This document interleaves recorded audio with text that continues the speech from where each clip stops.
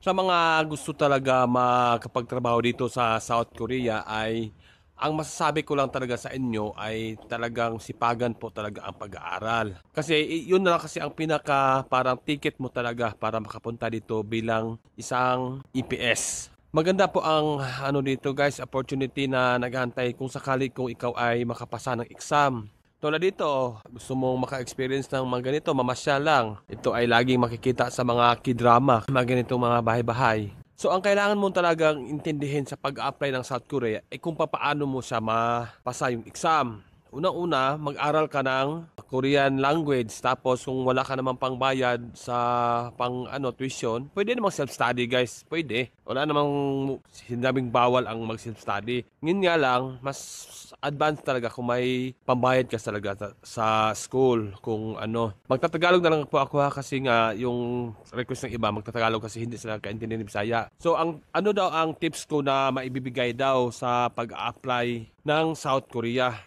Yun guys. Kailangan, ang pagsasaulo kasi ng mga vocabularies na ng exam, kailangan related doon sa manufacturing o sa pagtatrabaho. Hindi yung magsasaulo ka ng mga k-drama lines na, opa, sarang mga ganyan-ganyan. Hindi. Mas unahin po natin sa uluhin yung mga vocabularies na related sa work. Example, mga ilhada, mga to work, ganyan mga units, counting units, yon ang pinaka-importante guys. Sa mga nag-exam, mag-exam pa lang, ang pinaka-tips ko sa inyo sa uluhin ay yung tamang pagbigkas ng mga letters, ng mga Korean alphabet, tapos counting units, pinaka number one yan. Kasi sa oras, sa mga bagay na kung ilan ang piraso, ganyan, yun ang pinaka-importanting unahin. Hindi mo na yung mga Korean lines na pabebe. Yung pag-understand ng graphs, yun talaga isa din yan ang pinaka-importante para maipasa ang exam yung graph. Tapos, ano pang mga tips to ibibigay sa inyo? Kapag magsasaulo tayo ng mga vocabularies, guys, dapat kung ano yung action word, example kasi, halimbawa, to eat, mukda, kailangan parisan mo siya agad ng mga ano yung kakainin para in the next day, kapag naalala mo yung to eat, alam mo, pagkain dapat ano, which is example, apple, ganyan. Hindi yung basa ka ng basa ng libro ng mga vocabularies na hindi mo alam yung ano, tapos kinabukasan, wala lang din masaulo dyan, pag ganyan. Dapat, pag nagsaulo ka, related agad. Example nga, to eat, may mga mukda. Ang iparas mo agad sa pagsasaulo mo, yung bagay na kakainin mo, para madali mo siyang maintindihan. Basic fundamentals, kailangan mong intindihin. Sana yung kasama ko.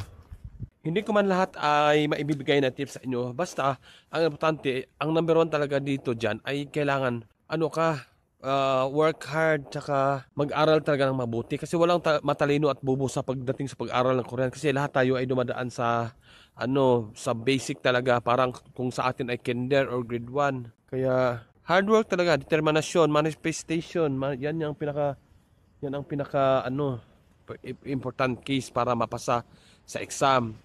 At alam nyo ba kapag nasanay na kayo mag-aral-aral, no, naintindihan nyo na yung parang kumbaga algorithm ba yung kung paano siya kunin.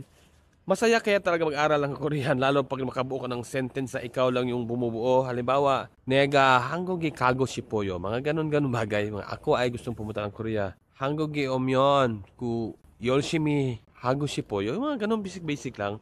Nakakatuwa din kaya talaga. Sa umpisa lang naman talaga mahirap yan eh. Sa umpisa nahirapan ka kasi lalo ikaw lang din mag-isa. Napaka-struggling po talaga yung pag-aaral ng Korean language. Pero ganun pa man, ang alam mo sa sarili mo na yung paghihirap mo ngayon ay may mapupuntahan, mapatutunguhan. In the future, ikaw rin makakapagsasabi na tama yung mga desisyon kong ginawa. Nahirapan man ako sa una pero nagbunga din naman ng maganda. Yan, bawing-bawi ka. So dito sana ay makapunta ka rin talaga kasi marami dito talagang opportunities na nag-aantay para sa iyo. Ikaw na lang ang hinihintay dito, kabayan. So, dito sa harap mismo dito. Bumalik ka din sa may highway banda dito sa may ano, ayun Araso, Araso. So yun lang guys muna, mag-comment ka lang kasi mag-comment, mag-PM kung ano ba yung gusto mong malalaman tungkol sa buhay ko. Ako simpleng lang akong tao dito na namumuhay. Gusto ko lang talagang i-share yung mga ano ko ba na experience dito sa Korea kasi maganda. Ni isang vlogger dito sa South Korea na wala pa akong nakikita na negative na nagsasabi na ay wag kayo dito, pangit dito, ganyan.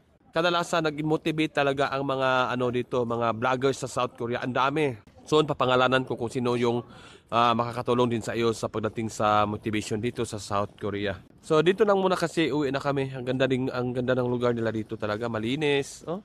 Dati sa Kedama ko lang ito nakikita eh. Ngayon, basta-basta mo lang ano. Gusto mo ba picture? Ang tawag pala dyan sa bahay na yan ay Juntong, means traditional jeep. So, bye-bye! Ang sama kasi ng pakiramdam ko. Kasi ang klima ngayon, winter. Kaya hindi mo na maiwasan magkasakit. Lagnat lang naman.